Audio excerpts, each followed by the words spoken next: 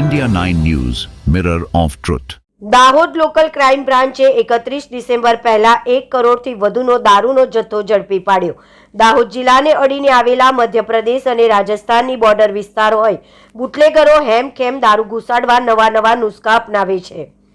Dahod local crime બ્રાન્ચને બાતમી મળેલ કે મધ્યપ્રદેશ તરફથી ચોખાના કટ્ટાની આડમાં ટ્રેલરમાં દારૂનો જથ્થો આવી રહ્યો છે. ગુજરાત અને મધ્યપ્રદેશને જોડતી ગુજરાતની કતવારા બોર્ડર ઉપરથી પોલીસે નાકાબંધી ગોઠવી હતી.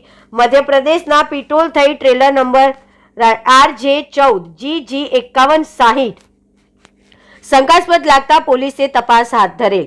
ચોખાના 170 નંગ નીચે દારૂની પેટી નંગ 1039 જેની કિંમત 1,60,40,400 નો મુદ્દામાલ જપ્ત કરી ગુનો દાખલ કરેલ છે. પોલીસે ચાલક તાજારામ જાટની ધરપકડ કરી દારૂનો જથ્થો ક્યાંથી ભરેલ અને ક્યાં આપવાનો હતો તે દિશામાં તપાસ હાથ ધરી. અહેવાલ દીપક રાવલ, દાહોદ.